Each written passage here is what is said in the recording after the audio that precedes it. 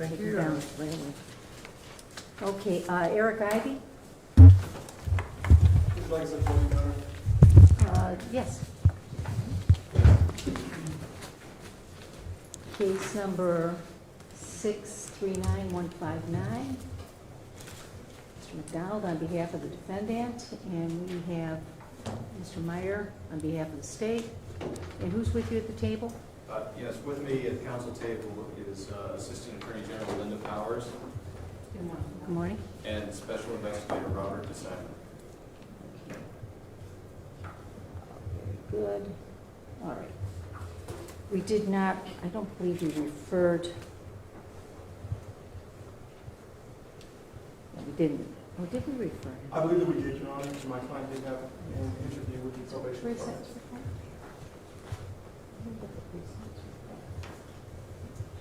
Well, there's no history. Wait a minute, let me look. All right. The court wants to acknowledge that I have seen the sentencing memo that you've filed with the court, in addition to all the letters of support that were attached to it, plus there was another letter from Ms. Bickerstaff on behalf of Mr. Ivey as well. All right, I've reviewed and read those. Thank you. Okay, on behalf of the state, Mr. Meyer? Yes, I have ma'am. a question.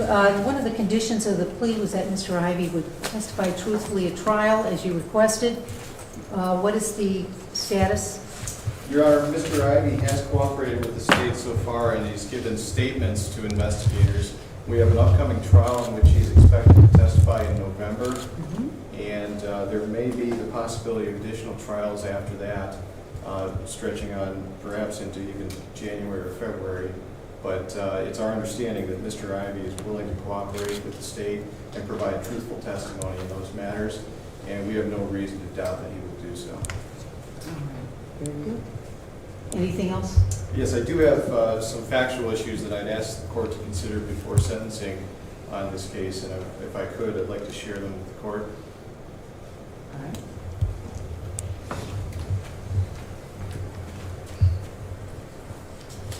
Your Honor, Mr. Ivey pled guilty to obstructing justice, and the underlying case that was at issue for the obstruction count was a death investigation of an inmate who died in Cuyahoga County Jail on August 28th.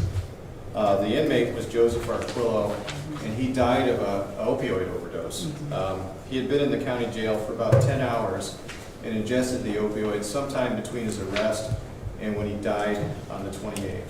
Mr. Ivey showed up at that death scene, and guards who were at the scene notified the state during the death investigation that Mr. Ivey had ordered them to turn off the body cameras as this inmate was being recovered from the pod. That's important for a couple different reasons. This death investigation focused on whether anyone in the jail had fault for this death, because the inmate was still alive as much as an hour and a half after he collapsed from his overdose. And careful analysis of the video shows that the inmate was still breathing, struggling to breathe, approximately 40 minutes before Mr. Ivey showed up at the scene. That's important because the failure to summon medical treatment was the focus of the investigation. The guard on duty had gone over to this inmate as he has collapsed, and you see that in the photos, and had basically kicked the mat and walked away. And as the photos will show, and the video will show, which we have in court, this inmate was still alive when that happened. And had medical care been summoned, it's the state's contention that this inmate in all likelihood would have lived. The guard who was on duty at the moment, at almost the precise moment this happened, and you'll see it in those photos that we provided you from the security video, was reading the Cleveland Plain Dealer. Any falsified records. The death investigation focused on that conduct. The body cameras, which were at issue, would have captured the audio from the witnesses who were at the scene. We don't have any audio because Mr. Ivey gave an order to the sergeant in charge of the jail. And the sergeant in charge of the jail, what he said to Mr. DeSimon on April 17th, and this is Mr. Ivey's statement,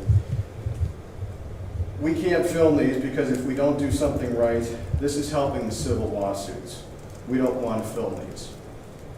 And this was in the context of these deaths that were occurring in the Cuyahoga County Jail. That same day, April 17th, Mr. DeSimon went from that interview directly to Mr. Ivey's office and interviewed Mr. Ivey and confronted Mr. Ivey about this order that he had apparently given to not have body camera footage from these death investigations.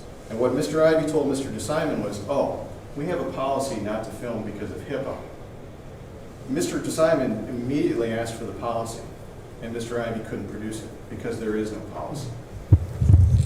The order had been given based on what we found for the precise purpose of preventing evidence from surfacing in these death investigations and civil lawsuits.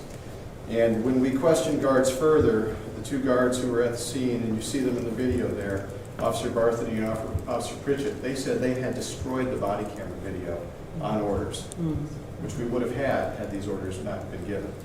The body camera, we find, is vital in determining fault in these cases, and without it, we have very limited ability to understand what happened and then present the cases in court. So it's a very serious offense. Now, I will acknowledge that when Mr. Ivey was confronted with this conduct, he did accept responsibility, and he is willing to cooperate with the state going forward, and that is to his credit. But the offenses are serious. And with that in mind, we do believe, even with his cooperation, that the court should consider a jail sanction as part of its sentence. But if the court declines to do so, we would ask that the court have a suspended sentence that can be invoked if Mr. Ivey, for instance, reneges on his cooperation agreement and declines to testify in upcoming cases. What's the status on his employment? It's my understanding that Mr. Ivey is resigning effective today, and that paperwork will be filed today, and that is a condition of the plea. So one of the condition at the time of the plea that he testified truthfully, you believe he has done that, and the plan was another condition was that he would be resigning on the date of sentencing, and you expect that to be the case. Is that correct? I do, Your Honor. All right, very good. And his continued cooperation with you is expected as well. That's correct. Thank you, Your Honor. Anything else? One moment. No, thank you, Your Honor. Thank you. Okay. Mr. McDonough? Thank you, Your Honor. Please, the court, counsel. I think it's important to note that, I appreciate my colleague's narrative of the facts on the day in question, but we're not here because Mr. Ivey made an order to destroy evidence or destroy body cameras. He made a poor lapse of judgment and advised subordinates, turn off your body cameras while we have this conversation. It also is important to note that Mr. Ivey was the 13th person who actually arrived on scene while other medical staff was providing assistance to the inmate at that time. Aside from that, I would agree with Mr. Meyer. My client took accountability and responsibility for his actions as evident by his change of plea, his constant cooperation with the Ohio Attorney General's office, as well as his resignation. And I can contest to the court, as well as I provided to counsel earlier today. I've already reached out to the Cuyahoga County Human Resources Department to schedule a meeting today. Mr. Ivey's resignation letter has already been drafted, approved, and we're just merely waiting for that meeting to occur. Your Honor, I hear that these are serious offenses, and any crime is serious. Mr. Ivey has worked in the public sector for over 28 years with an unblemished record. He's been constantly promoted to positions of responsibility and of leadership, leading multiple individuals. And it also should be noted that aside from his public service working for Cuyahoga County, he also worked for the United States military for over 5.5 years. It's extremely important because that references and demonstrates Mr. Ivey's leadership. Also, I believe there's no contestation that Mr. Ivey doesn't have a criminal record, misdemeanor and or felony.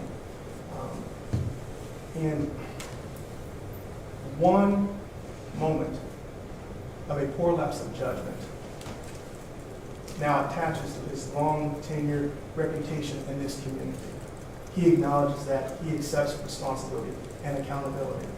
However, taking accountability, stepping up, leading by example, and then with no dispute from the state of Ohio, and then hearing that a jail sentence is appropriate for Mr. Ivey, I just think that is unwarranted and unsubstantiated. I would ask the court to reflect on Ohio Revised Code 2929.21 as well as the factors in 2929.22. There's no reference of holding a first-time offender to the water or to the fire for future cooperation, make sure he's on probation or committing criminal sanctions. I do not think that's necessary. I think my client is resigning from his tenure position, cooperating willingly, has already cooperated with the state of Ohio, consistently, unwavering. As such, I think that the appropriate sentence should be court costs and/or fines. And my client would like to address the court. It should be noted that I did not assist Mr. Ivey in these words. These are his own drafted words. Mr. Ivey. I'd like to take this opportunity first to assume full responsibility for my actions and the decisions that I've made. For the last 28 years as a correction officer, I've prided myself in being a good leader, leading by example, helping those I can help in order to be successful. I'm also remorseful to the fact of the embarrassment, the stress that I've caused to my family, to my friends, to Cuyahoga County, and all those who have looked up to me over the years as a mentor and a leader. And I want to strive to continue to be that leader. So with that being said, Your Honor, I just want to say that as I stand here, I accept full responsibility for my actions. I have the utmost remorse. This has caused me my entire career, something I've worked extremely hard for. I had a position that was my dream job. And due to the poor decision that I made, I accept those responsibilities, Your Honor. I just want to make that known to the court. All right, very well. The court has reviewed the remarks of counsel and the pre-sentence report. I don't think much more really needs to be said. I do not believe at this point in time, considering that the state requires additional cooperation, I'm going to sentence you to county jail in counts 1, misdemeanor of the first degree, 180 days, count 2, misdemeanor of the first degree, 180 days. Counts will be served concurrently. The sentence is suspended. You're placed on probation. You would be, number one, the risk of this happening again. I think you have severely breached the public trust. I think you know you have done that. And what you have done is serious. There will be rolling ramifications here on the civil and criminal side. But your decision-making in this case appears to be uncharacteristic with the good years, the many good years you served the county. So I am disappointed in you. We expect more of our public servants, don't we? Yes, ma'am. All right, so, and I'm going to place you in this group for 1 year to ensure future cooperation with the state. You'll be eligible for early termination or extension based on your required performance for the state until your cost and fees. You'll report today and then every 6 months thereafter to the probation department, but technically you're on probation for this year. The court will impose 200 hours of community work service for that breach of trust. You'll pay the costs. Costs become a judgment against you. If you fail to pay them, you may be required to perform community work service. Additionally, fine $1,000 on each count, and supervision fee is $20 a month. You will testify truthfully upon request of the state, and you will resign from your employment effective today, October 3rd. Any questions? No, ma'am. No, Your Honor. Very good. You can take him downstairs, please. Thank you. Thanks.